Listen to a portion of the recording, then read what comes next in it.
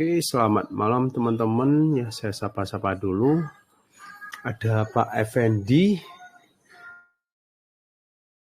ada Pak Ahmad, Bu Ana, Bu Bella, Pak Foy, Pak RK, Pak Erwin, ini kalau nggak salah ya.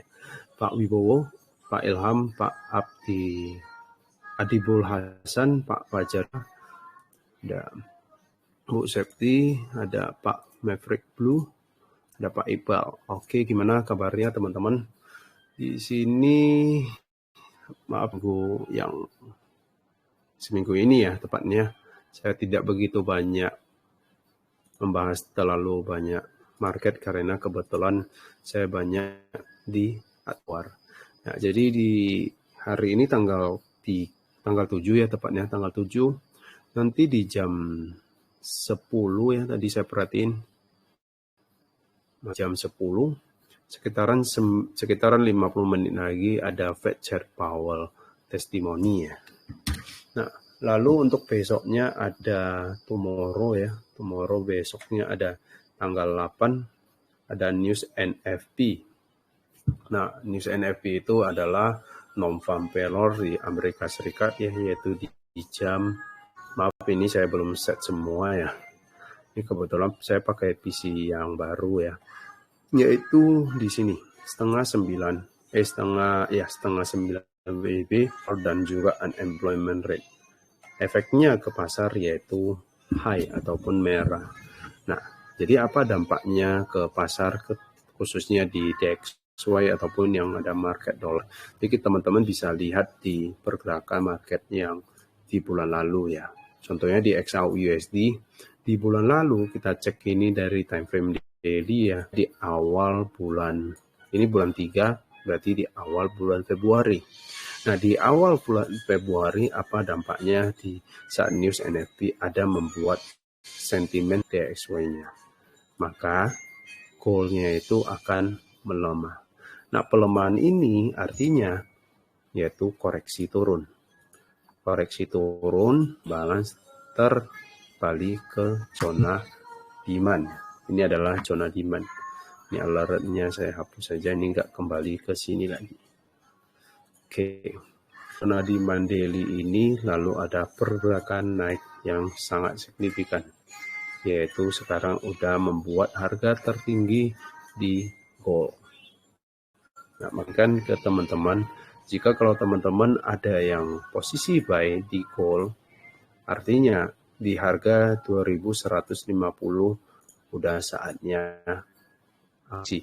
Karena all time high di tanggal 4 Desember 2023 itu adalah harga tertinggi. Nah, itu adalah sekilas tentang news NFP yang terjadi di pasar gold, yaitu ada membuat penurunan yaitu di bulan lalu. Nah, jadi di besok yaitu bulan Maret ini apakah news NFP akan berpenurunan ataupun kenaikan? Kita bisa lihat dari DXY-nya ya, karena di jam 8:30 WIB besok ada non-farm payroll dan juga disertakan employment rate yaitu untuk bulan sebelumnya di bulan Februari. Nah, kita cek aja dari DXY ya, di DXY di sini. DXY dari perspektif daily. Nah, seperti video YouTube saya yang bagikan dari kemarin ya. Ini ada penurunan, lalu ada kenaikan ya. Kenaikan ini artinya sudah mengisi imbalance yang di weekly sebelumnya di sini. Nah, kalau dilihat perspektifnya ini adalah high low daily. Nah, dari sejak tanggal 14 Februari ini penurunan. Penurunan ini kemungkinan bisa saja hanya koreksi sebelum ada kembali kenaikan. Sebentar. Disable aja. Oke. Nah, nampak di sini ada pergerakan naik lalu ada penurunan. Jadi kemungkinan bisa saja di DXY ini masih ada penurunan kembali ke zona demand daily-nya, yaitu di sekitar harga 103.016. Ini adalah perspektif dari daily. Jadi trennya masih saat ini lagi turun koreksi. Kalau lihat dari time frame besarnya, DXY ini masih menguat ya. Lalu saya pindah ke time frame H4. Nah, ini dia. Di time frame H4 ini adalah high daily, ini adalah swing high low daily. Yang warna krim ini adalah demand daily. Artinya kemungkinan masih ada penurunan kembali mengetes zona demand ini sekitaran berapa pips lagi udah dekat ke demand tersebut, yaitu sekitaran 16 pip ataupun kurang lebih 18 pip. Nah, penurunan yang ini lagi udah fill imbalance yang sebelumnya. Nah, jadi dampaknya nanti untuk besok bisa saja market waktu sesinya London akan sideways dulu di area di sini. Bisa saja langsung ngedrop, ya, bisa saja ngedrop ke bawah ataupun langsung naik ke atas. Karena bisa diperhatiin di atas ini ada imbalance. Jadi saat ini saya masih netral. Kemungkinan tren besarnya masih menguat untuk DXY. Tetapi kalau dilihat dari penurunan ini, ya lagi penurunan koreksi ya, kemungkinan bisa saja nanti saat ini sebentar. Bisa hapus dulu. Penurunan saat ini, sebentar kok susah banget. Saya manual aja. Jadi penurunan ini kemungkinan bisa saja membuat DXY ini turun koreksi. Ya, artinya bisa saja tidak jauh kemungkinan bisa saja turun koreksi. Kalau kondisinya seperti begini, maka efeknya di XAU USD gimana? Yaitu akan mencetak rekor terbaru lagi, yaitu all time high yang paling tertingginya. Saat ini udah membuat di 2164. Apakah next bisa lebih dari ini? Tergantung nanti DXY-nya gimana. Oke, lalu kalau saya lihat dari pertimbangannya, dari beberapa kali saya trade, pengalaman saya di selama 3 tahun ini ya, 3 tahun belakangan. Sebentar ini saya hapus dulu. Nah, kalau teman-teman perhatiin, kalau di hari Senin, Selasa, Rabu, Kamis naik, biasanya kebanyakan di hari Jumat itu ada penurunan. Kayak gitu. Makanya kemarin di Jumat lalu tepatnya saya ada sell. Saya ada infokan di sini. Sebentar saya bukain dulu channel Telegram saya. Ini dia. Kalau teman-teman masih ingat, saya coba lihat dulu di bagian sini kalau nggak salah.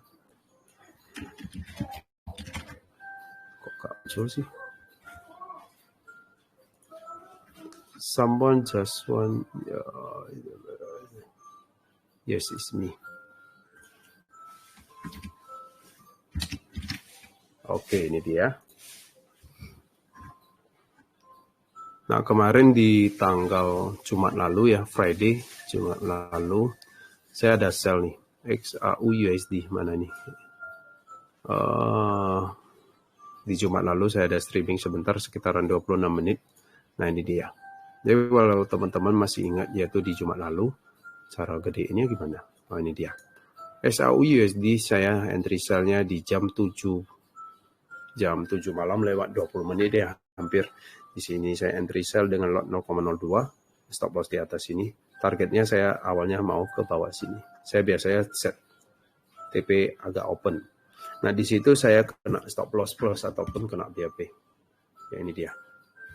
Ini adalah harga udah berjalan turun, yaitu di sekitaran jam 9, jam 10 malam. Nah, artinya di hari Jumat kemarin, saya entry sell-nya kurang lebih di area sini. Ya, benar. Jadi waktu itu saya perhatiin di area supply yang di sini. Ya, di area supply di sini, saya ambil posisi sell-nya kurang lebih dari sini ke bawah sini. Lalu, kalau teman-teman masih ingat, setelah saya kena BAP ya, ini buka ya, kalau nggak salah ada sell, kena stop loss plus ya. Jadi saya infokan jam 10 WIB mau set stop loss plus mau oke. Set stop loss plus oke, mau close partial juga oke, close all juga oke. Nah, habis sell, kena stop loss plus, breakout supply TF rendah, langsung saya agresif trade, agresif buy. Yaitu kurang lebih seperti ini. Yaitu di jam 10 malam.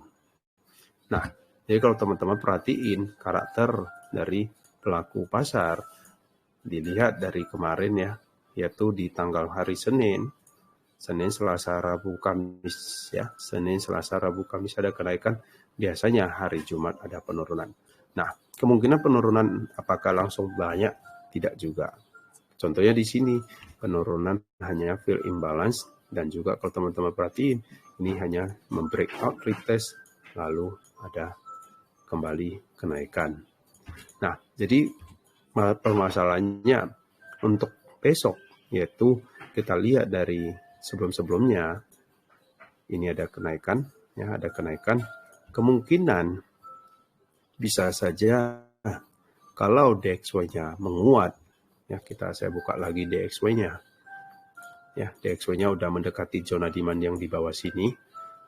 Kemungkinan bisa saja nanti Jumat mendekati zona demand ini akan menguat. Otomatis di XAU-USD apa efeknya? Yaitu ada penurunan. Sebentar, ini udah lumayan rame. Ada Pak Rizky Fajar, ada Bu Vivi. Saya Lotus Speak dulu, Pak Ardi Asli, ada One Piece, ada Pak Rema juga. Jadi kalau teman-teman mau bertanya langsung aja unmute boleh. Oke, saya kembali ke sini. XAU USD kemungkinan bisa saja kalau DXY-nya menguat sentimen positif. Artinya call ini bisa saja akan kembali turun koreksi. Tetapi jangan berharap besar banget, bisa saja turun sampai ke bawah sana. Belum seperti itu. Karena kita lihat pertimbangannya yang kemarin.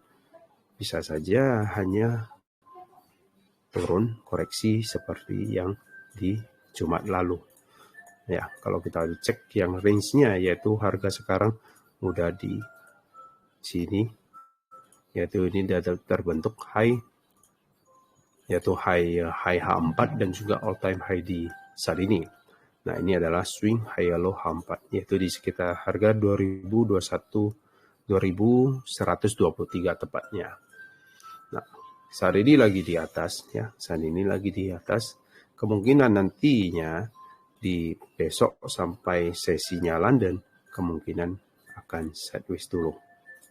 Ya, akan sideways dulu sampai nanti saat news NFP yaitu di jam 7:30 WIB rilis, kemungkinan bisa saja ia naik ya, bisa juga akan turun. Artinya turun ini sebatas koreksi. Nah, intinya kesimpulannya seperti ini, kalau mau cari sell, target jangan terlalu jauh. Pertimbangannya di pertengahan sini, yaitu di harga sekitaran 2148 ataupun 2150, itu bisa jadi target peluang entry and sell dengan maksud saya di area sini untuk sebagai target. Ilustrasinya seperti ini. Ini karena di time frame H4 nanti bisa teman-teman sesuaikan dengan stop loss di atas, target pendek aja yaitu kurang lebih di 249 ataupun di 2150 kayak gitu. Sebentar. Oke. Nah, ini untuk XAU USD. Jadi saat ini saya nggak mau buru-buru untuk trade buy ataupun sell. Biarin market nentuin. Jadi kalaupun nanti di TF rendah ada konfirmasi saya mau counter trend untuk sell untuk besok harinya. Ya, ini ada Pak Alvin Yogi, selamat bergabung, Pak Fandi. Nah, itu dia untuk kurang lebih untuk DXY ataupun XAU USD. Next saya mau membahas, saya kena stop loss beruntun ya, GBP Jepang Yen saya agak ada entry, saya kenanya yaitu di Euro Jepang Yen dan juga CAD JPY ya. Sebentar saya bukain Euro Jepang Yen dan juga CAD JPY. Ini dia. Oke. Euro Jepang Yen dulu. Wow. Oh, dia kembali ke demand yang di sini. Baru naik. Nah, ini saya hanya sharing aja peran penting sebuah stop loss di sini ataupun di bisnis trading ini. Jadi kalau nggak pakai stop loss artinya floatingan minus sudah sebanyak ini. Saya stop loss sekitaran 39 ataupun 40 pip. Saya ada tunjukin ke teman-teman yaitu di sini. Ini kemarin saya sell ya, selesai take profit, bukan yang ini dia. Jadi teman-teman kalau perhatiin trik saya itu sebenarnya gak semuanya bisa sesuai ataupun benar. Ada kalanya kena stop loss. Contohnya di sini. Semalam saya ada entry buy yaitu di harga dapatnya di 162.554, stop loss saya di 162.157. Saya pakai risiko yang kecil aja dengan lot 0,02. Di mana ada kenaikan sebenarnya di sini, yaitu di jam hampir jam 11 malam. Ya, saya entry dengan lot 0,02. Tetapi karena pertimbangannya hanya kenaikan sedikit ya, di sini dia. Hanya kenaikan sedikit aja, saya belum close parsial, langsung kena stop loss. Jadi ada kalanya memang kita wajib kena stop loss, dan juga ada kalanya kena BAP, dan juga kalau ke TP itu adalah hitungannya bonusannya. Nah, next untuk market yang ada JPY, kemarin kalau ada teman-teman nge-sell, saatnya udah amankan posisi karena udah kembali ke zona demand.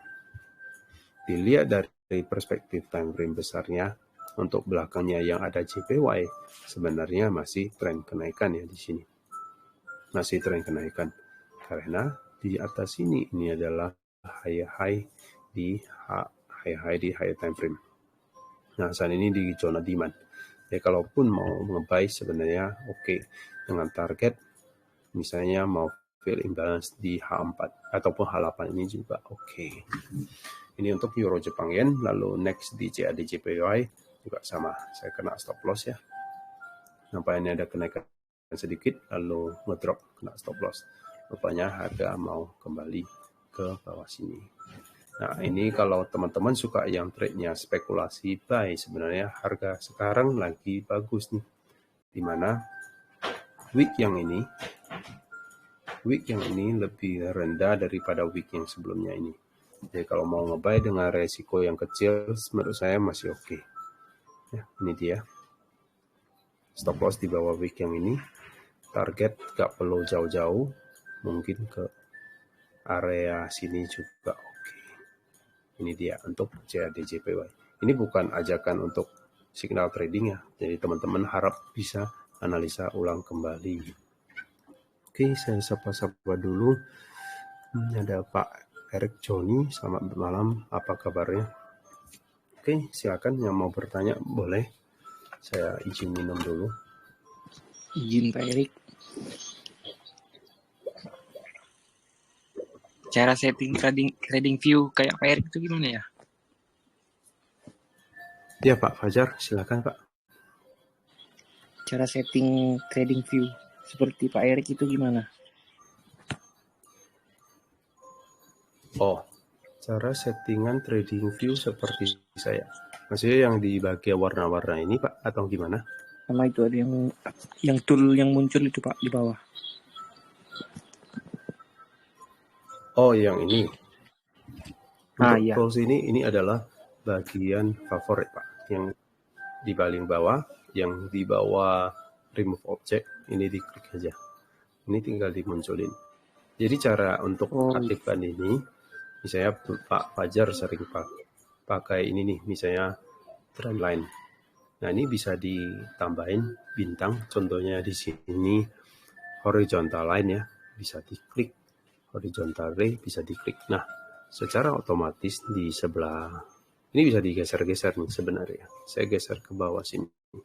Jadi di bagian ini otomatis muncul. Jadi saya mau hilangin tinggal dipindah aja. Nah, lalu bisa di custom. Contohnya di sini mau dipindah ke sebelah sini juga bisa Pak. Contohnya seperti ini. Ini adalah custom dari tools trading view Pak. Nah, contohnya kita mau hapus, tinggal diklik aja. Bukan yang ini. Dia mesti dari sini. Ini dia. Kayak gitu Pak. Ini hanya optional aja Pak. Kurang lebih seperti itu. Ini tools yang saya sering gunakan itu Fibonacci retracement dari Tangle ya, zona ambil posisi long, entry and buy, ambil posisi short yaitu sell, text ya, text ini contohnya di sini, cari peluang entry buy, contohnya kayak gini, text, lalu ini adalah brush ya, brush kayak gini, lalu ini adalah arrow ya untuk menentuin tanda panah di sini untuk teks kayak gitu. Ini zona demand misalnya kayak gitu Pak ya. Ini adalah price range. Nah ini dia, ini untuk dot nih, biasanya saya kasih dot kayak gitu. Cukup jelas Pak Fajar? Jelas Pak, terima kasih. Pak Erik tanya, Pak Erik. Sama-sama. Pak Erik. Boleh Pak Ahmad, silakan Pak. Cara nentuin daily bias menurut Pak Erik gimana ya Pak ya? Sama untuk daily bias. Untuk analisa, untuk trading itu ada rules-nya Pak. Jadi biar kita nggak salah jalan gitu Pak. Oke. Siap Pak. Oke. Daily bias berarti artinya contohnya di sini nih. Ini pertanyaan dari Pak Ahmad.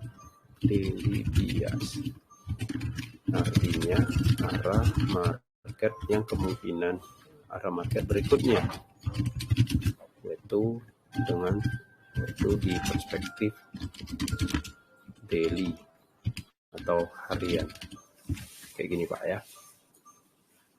Nah, jadi untuk menentukan daily bias ataupun arah market untuk di daily-nya yang berikutnya yang kemungkinannya masih perspektif ya. Nah, ataupun masih kemungkinan yang sebagai sesuatu yang dianalisakan ya, yaitu dari time frame daily.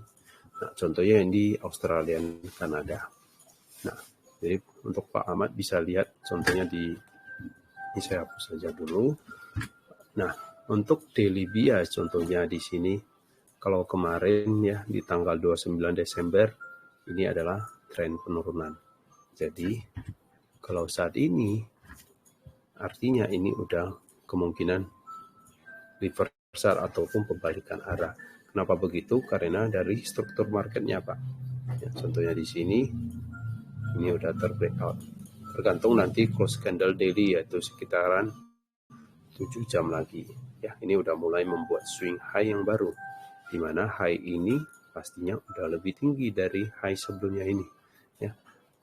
Jadi kemungkinan untuk bias daily-nya untuk Australian Kanada ya, contohnya di sini ini adalah market Australian Kanada, yaitu kemungkinan tren bullish ataupun tren kenaikan. Ya, ini adalah swing high daily. Biasanya saya boleh tulis seperti ini. Ini adalah high daily, di mana high sebelumnya yang terbreakout yaitu di tanggal 20 Februari ya, tanggal sebelumnya, high sebelumnya maksudnya. Nah ini adalah swing high low daily Pak. Ini adalah high low daily. Nah ini secara daily perspektif ataupun bias daily. Lalu biasanya saya trading plan-nya kayak kondisi seperti ini. Berarti tunggu, boleh juga tulis note di sini. Tunggu harga koreksi, cari peluang entry buy. Kayak gini Pak. Saya kecilin dulu. Saya tulis note-nya di bawah sini. Lalu di area sini ini ada zona supply ya, ini ada zona supply. Kenapa di sini disebut zona supply? Nampak ya, sejak kemarin di tanggal 5 Januari sampai ke tanggal 15 Januari harga sideways, lalu ada pergerakan harga penurunan yang signifikan. Artinya di sini adalah supply daily. Nah, jadi ini sebagai target untuk entry and buy. Nah, tunggu koreksinya di mana bisa makinkan zona demand. Ini contohnya zona demand, nanti bisa cek di time frame rendah. Jadi sekarang tinggal tunggu pullback. Ya, atau ada pullback ke sini, bisa entry and buy dengan target yaitu di supply daily. Stop loss disesuaikan. Ataupun biasanya saya bisa juga menggunakan tools Fibonacci ya. Kalau dari shortcut yaitu alternate tambah F, tinggal di start dari high low daily ya, yaitu di harga 0.88033, tariklah ke swing higher low. Secara kok Fibonacci yang biasa saya tunjukin teman-teman di area TP extension dekat banget ke supply daily yang tadi dimakinkan. Kayak gitu Pak, untuk pertanyaan dari Pak Ahmad. Oke, cukup jelas Pak Ahmad. Terima kasih Pak Erik. Izin bertanya Pak Erik. Sama. Boleh Pak. Pak Iqbal silakan Pak. Ya, saya izin bertanya Pak, bagaimana cara membedakan breakout yang valid dengan breakout yang hanya fake out saja Pak? Soalnya saya sering biasanya setelah breakout saya retest itu saya entry kemudian ternyata itu fake out Pak. Terima kasih Pak. Oke, siap. Boleh Pak. Dari pertanyaan Pak Iqbal yaitu tentang fake out ya, ataupun yang valid breakout-nya. Ini saya hapus saja. Nah, lalu saya tambahin lagi untuk tadi pertanyaan Pak Ahmad ya. Nah, kondisinya kayak gini, saya biasanya set aja alert di sini, alert.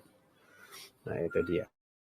Artinya saya tunggu harga kembali ke sini untuk cari buy. Lalu pertanyaan Pak Iqbal tadi saya sambung yaitu mencari yang valid breakout. Contohnya di market yang sama aja di Australia dan Kanada di sini. Ini apa ini? Oh, ini kemarin. Oke, saya skip aja. Australia dan Kanada ini market yang lumayan pelan ya sebenarnya. Nah, kalau untuk valid breakout bisa dilihat dari candle ataupun body candle yang membreakout Pak. Contohnya di sini Pak. Ini dia. Saya tunjukin.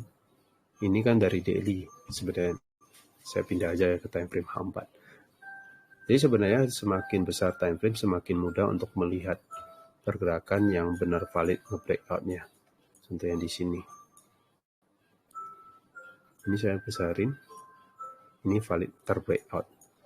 1, 2, 3 candle H4 ini ya dari tanggal 20 Februari jam 1 dan juga jam 5 sore ini valid nge-breakout. Artinya yang valid nge-breakout itu yang mana? Yaitu yang dikotain yang membreakout high sebelumnya di sini Pak. Ini dia. Jadi nge-breakout dia retest ya di sini. Kalau Pak Iqbal tadi yang bertanya, di sini sebenarnya ada zonanya di mana nih? Ini dia. Nah, ini dia nge-breakout, ini pullback ataupun retest baru kembali lagi ada kenaikan. Sebentar. Kok gak muncul? Nah, ini dia. Ada kembali kenaikan kayak gitu.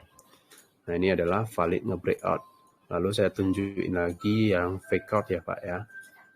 Saya tunjukin lagi yang fake out sebentar. Di Euro Jepang Yen ya.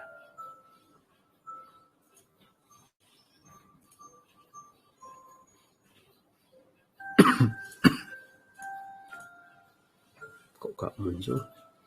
Reload dulu. Oke.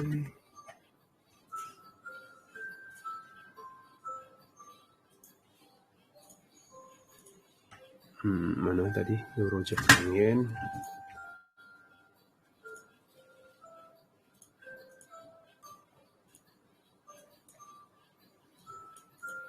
Yang tadi yang valid nge-breakout-nya.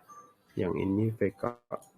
Saya pakai, ini udah naik ya. Ini saya kena. Ini dia. Ini kan zonanya demand nih. Di sini, ini zona demand. Saya pakai bar display aja ya.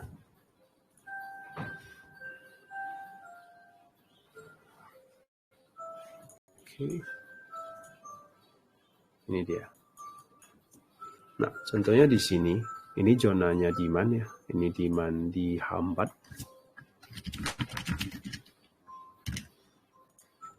Apakah di sini breakout?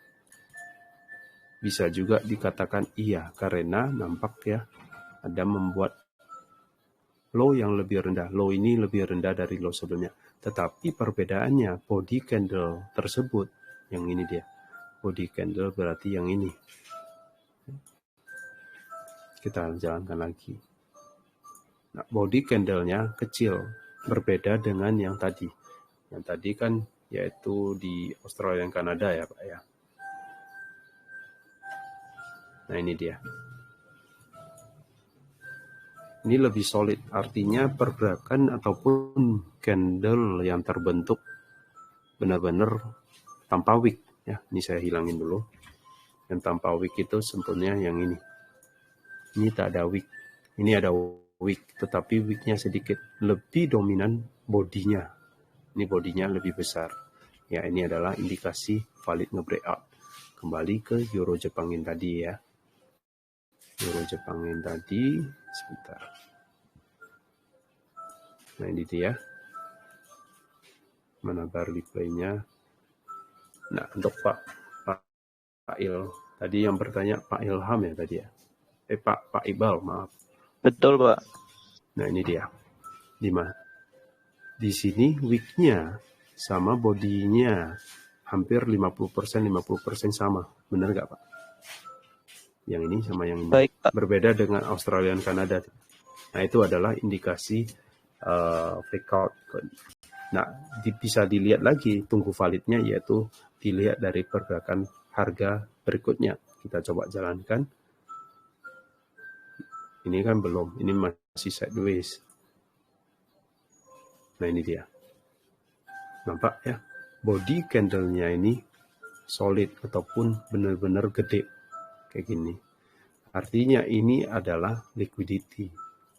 Ini adalah liquidity. Ya, contohnya di sini analoginya seperti ini.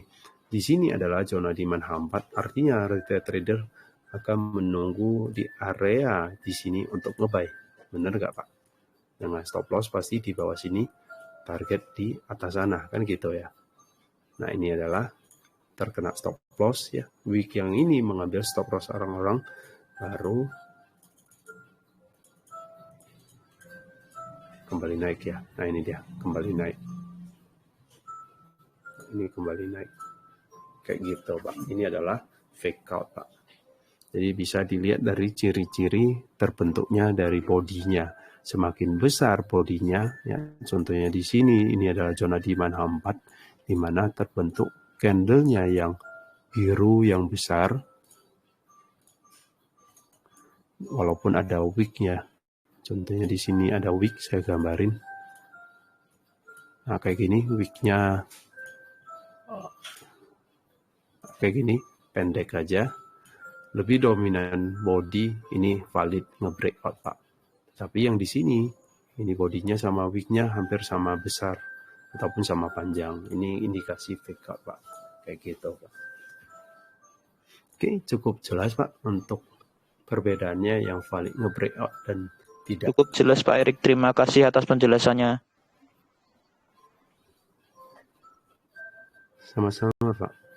Ini saya kena stop loss. Ini kalau ada yang nge-buy di bawah sini, ini udah nge-breakout ya, ini udah nge-breakout swing high H4, ini udah naik fill imbalance. Kalau misalnya ada teman-teman yang sabaran benar-benar nunggu di zona demand sini untuk nge-buy, stop loss di sini, ya ini mau TP-nya open boleh, kalau lotnya ada buka dari lebih dari 0,01, saatnya bisa tutup 0,01, sisanya mau close partial, set BFP, mau TP-nya sampai di atas ini juga oke. Kayak gitu. Oke, yang lain masih mau bertanya silakan. Ini ada Pak Fajar kembali. Udah hampir jam 10 malam. 5 menit lagi sebelum saya akhiri. Kurang lebih seperti itu. Jadi besok nantinya ada news NFP. Tadi saya udah nunjui efeknya di XAUUSD di bulan lalu. Mana nih? Ini udah turun nih. Di bulan lalu, yaitu di awal Februari ya. Nah di sini, di sekitaran tanggal 6, biasanya di tanggal 6, nampak saat news NFP biasanya week ini dia pergerakan harga saat news sekitaran berapa ratus pip ya, 200-an pip. Jadi saran saya kalau mau trade saat news, pakailah resiko yang kecil aja, 0,01 lot oke, 0,02 maksimal. Lalu tadi pertanyaan Pak Iqbal lagi, sebenarnya di sini ini ada wick ya. Ini juga kalau bisa cek di time frame rendah, di sini ada fake out-nya juga Pak. Artinya wick yang ini mengambil stop loss orang-orang di area supply yang di sini. Analoginya orang-orang pada dasarnya nunggu di bawah, di atas ini tepatnya, untuk cari sell dengan target yaitu di low yang ini. Harga tersentuh stop loss baru ngedrop.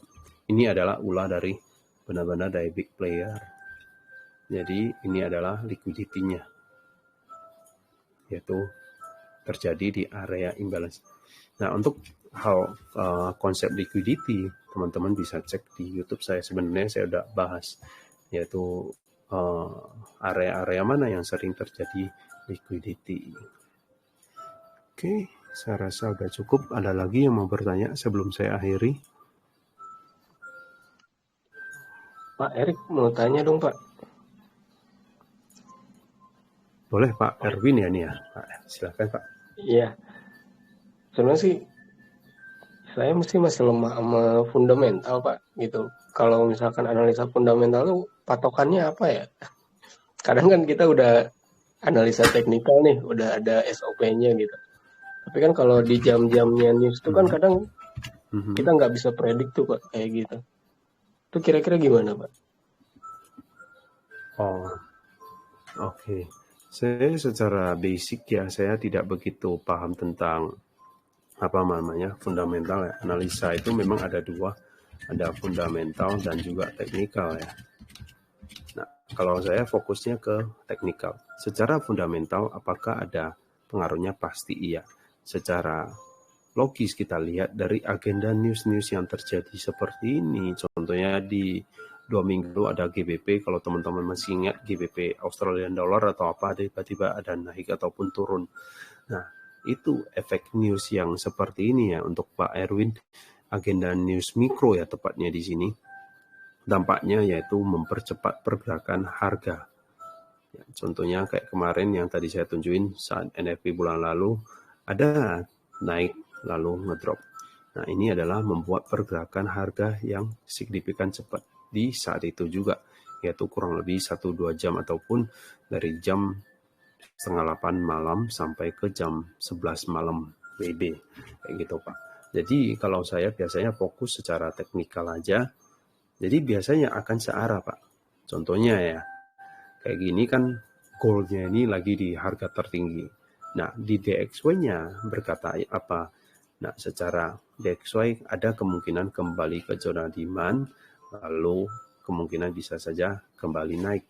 Nah, kalau kondisinya seperti ini, maka XAU-USD akan kemungkinan turun. Tetapi penurunan ini bukan serta-merta langsung dari sini langsung ngedrop ke bawah sini. Tidak mungkin. Karena pergerakan daily range-nya itu ya gold itu kurang lebih 300 sampai 400 pip.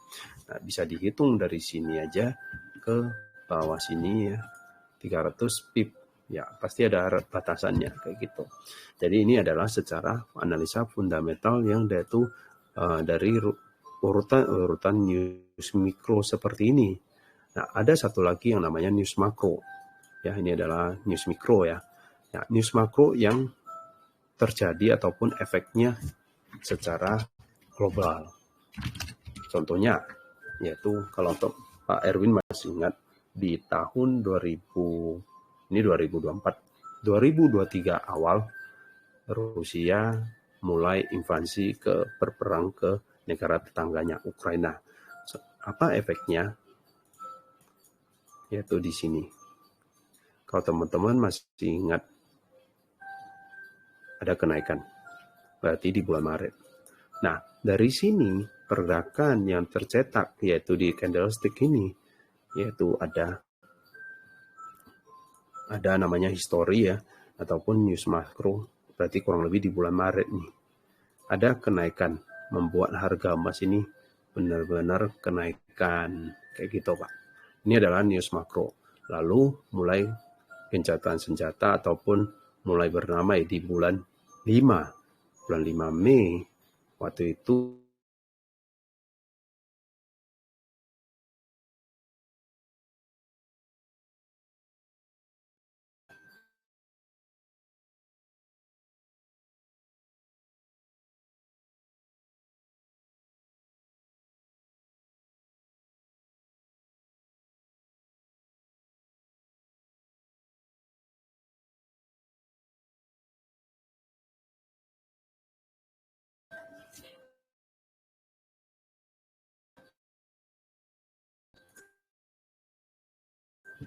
Oke, maaf.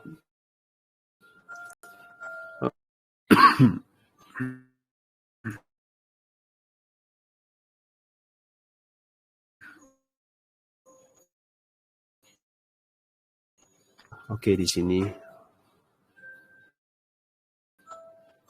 Oh, di Februari tahun.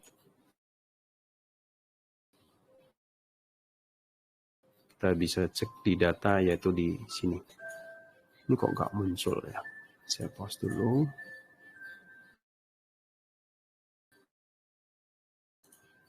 Nah, itu adalah sekilas tentang news makro dan news mikro.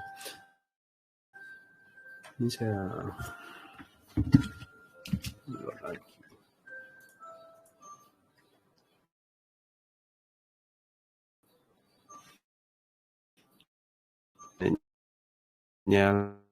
Lagi ya kurang lebih seperti itu. Itu adalah efek news makro. Jadi teman-teman bisa perhatiin. Contohnya di tahun 2020 kemarin ada namanya pandemik ya, mulai pandemik ya, harga emas itu harga bergelonjak naik kayak gitu. Oke. Saya rasa udah hampir jam 10 malam. Kurang lebih untuk Pak Erwin, pertanyaan Pak Erwin itu dia. Jadi ada namanya news mikro dan juga news makro. Jadi kalau untuk waktunya biasanya saya akan melihat jadwal news mikronya yang penting, contohnya FOMC, CPI, PPI, NFP kayak gitu Pak. Jadi 1 bulanan itu biasanya ada namanya news mikro yang penting, contohnya di PPI ya, CPI, NFP, FOMC untuk market USD tepatnya ya. Kalau di GBP ada lagi yang lain-lainnya. Oke, cukup jelas? Jelas, Pak. Makasih, Pak. Oke, saya rasa udah cukup ya. Udah hampir jam 10 malam. Jadi saya rasa udah cukup ya. Jadi terima kasih teman-teman ya. Saya closing aja. Luangkan waktunya di sana. Jadi saran saya untuk besoknya nantinya kalau teman-teman suka trade saat news, selalu menggunakan resiko yang terkecil aja, boleh coba 0,01 maksimal 0,02. Jadi untuk penentuan lotnya itu sebenarnya subjektif ya. Ada yang suka trade-nya dengan lot yang besar, ya sebenarnya itu tidak ada pantangannya atau apa, tergantung balance ataupun margin masing-masing. Yang paling penting jangan lupa menggunakan stop loss. Jadi tunggulah benar-benar ada konfirmasi yang jelas. Ada yang suka mau langsung entry dengan spekulasi, sah-sah aja ya. Itu sebenarnya kembali lagi ke masing ataupun trading plan masing-masing. Jadi selagi ada batasan stop loss, is okay aja. Jadi kalaupun terkena stop loss, ya udah itu anggap sebagai pengalaman trading. Jadi pengalaman trading itulah itu ilmu yang paling mahal yang bisa didapatkan. Oke, saya rasa sudah cukup. Selamat malam.